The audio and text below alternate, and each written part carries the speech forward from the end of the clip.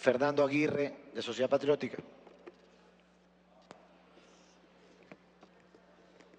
Señor presidente, señoritas, señoras, señores legisladores, qué pena que las comunidades ya se hayan ido y no nos escuchen a todos, igual que muchos legisladores ya se han ido. Parece que la prioridad no está en las leyes, sino la prioridad está otras necesidades. Pero bueno, eso queda en la conciencia de cada uno de los señores legisladores. Se ha dicho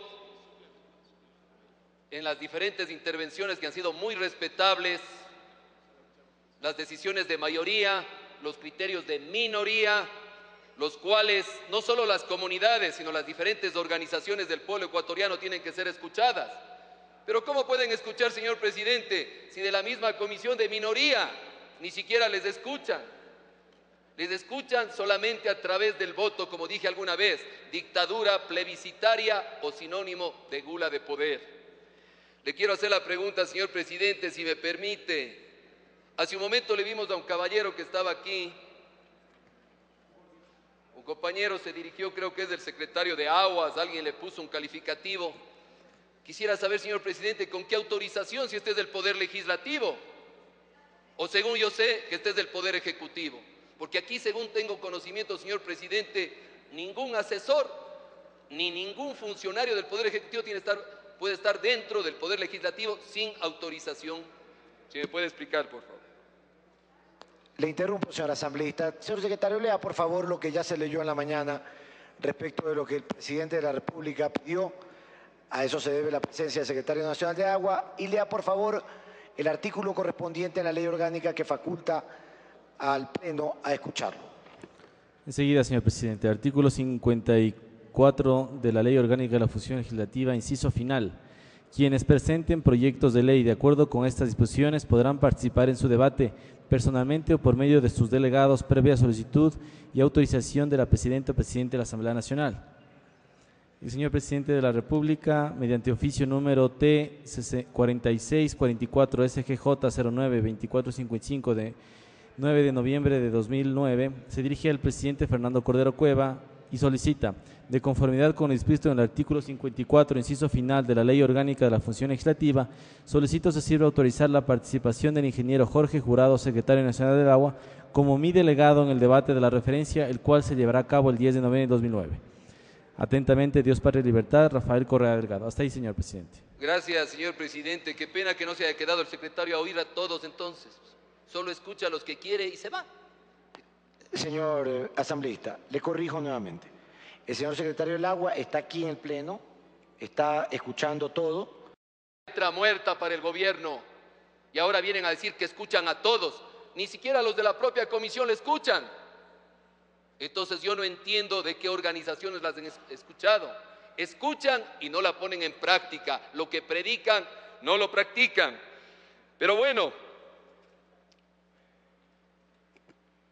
esta ley en primer debate quiere fijar tarifas de acuerdo a la capacidad de pago. La pregunta es, ¿cuáles serán los valores simbólicos que nos quiere poner esta Secretaría Nacional del Agua? Como alguien dijo anteriormente, se ha querido crear el Dios del agua creyendo que este es el Olimpo, que se crea personas que planifiquen, supervisen, ejecuten, regularicen, cobren. La concentración del poder, señor presidente y señores legisladores, realmente afecta a los derechos y a las garantías constitucionales. Se habla tanto de descentralización cuando esta es una ley recentralizadora. Y pongo como ejemplo en la ciudad de Cuenca, ya que yo soy cuencano, un ejemplo de descentralización es la misma empresa Etapa, que no solo maneja el agua, maneja la luz eléctrica, maneja la telefonía.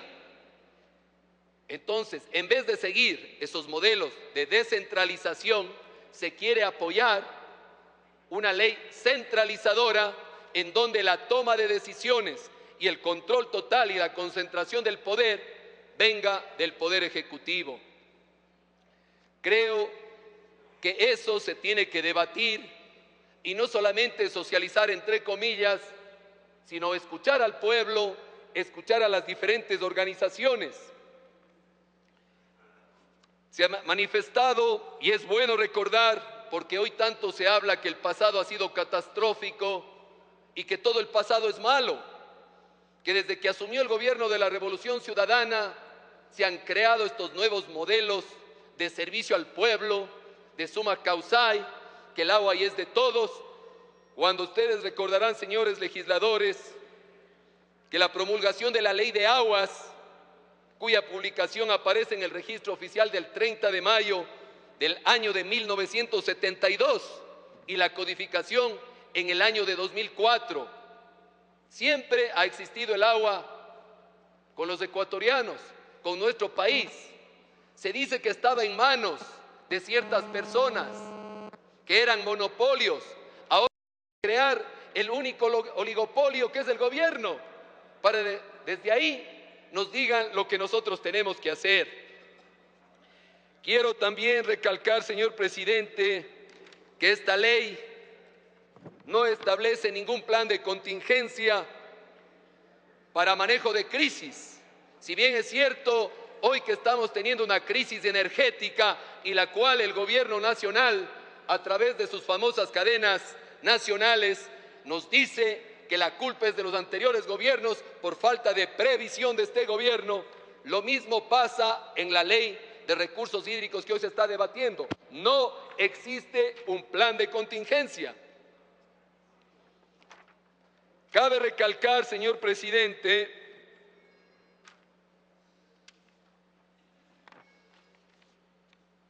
que uno de los procedimientos operativos normales de este gobierno ha sido divide y reinarás, porque aquí nos han dividido a los ecuatorianos, que si los unos son pelucones, los otros no son pelucones, que si los unos son ricos, los otros son pobres, y si los unos son sabios, los otros son tontos. Aquí todos los ecuatorianos somos iguales, señor presidente, y no se puede permitir que se siga dividiendo a los ecuatorianos como si aquí existiéramos ecuatorianos de primera y de segunda. Que si alguien ha tenido la iniciativa de dar trabajo a muchos campesinos, indígenas o el resto de ecuatorianos, pues sea estigmatizado y sea satanizado por el gobierno por haber tenido la iniciativa de crear trabajo. No se puede afectar la propiedad privada, señor presidente y señores legisladores, lo cual está consagrado dentro de la misma Constitución. Aquí no es que estamos a favor de una hostería ni de la otra hostería, como manifestó algún señor legislador. Aquí estamos a favor del respeto a las garantías y derechos constitucionales que tienen los campesinos, los indígenas, los montubios, los pelucones, las bestias salvajes, como ha calificado el señor Correa, y todos los demás ecuaces, utilizando... Un minuto, asambleísta. Perdón, señor presidente. Un minuto. Gracias, señor presidente. Entonces, creo que es importante que aquí se escuche a las diferentes organizaciones, pero primero, señor presidente, que se escuche a los miembros de estas comisiones. Muchos han tenido la valentía de desenmascarar y decir cuál ha sido el modus operandi en esto y cómo han sido aprobados este primer debate o esta ley para primer debate. Un señor legislador decía que en los anteriores congresos se aprobaban por capítulos. Eso ya no es nuestro problema, pues. Si en Montecristi se aprobó por capítulos o en Javas, eso es problema de allá. Aquí estamos en la nueva asamblea, señor presidente y señores legisladores. Y aquí exigimos a que se aprueben y se debata artículo por artículo. Les guste o no les guste, aquí no hemos traído barras a que nos aplaudan, pero sí la conciencia del pueblo a que se dé cuenta de lo que estamos haciendo bien y de lo que no estamos haciendo bien.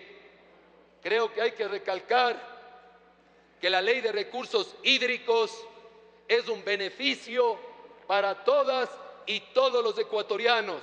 Así que no se puede crear un Dios del agua, el cual administre, tome las decisiones, porque esa ha sido la política del gobierno, hacernos creer que la larga noche neoliberal ha producido el fracaso del país y que hoy estamos en estas tinieblas de la revolución ciudadana. Muchas gracias, señor presidente. Gracias, señor asambleísta.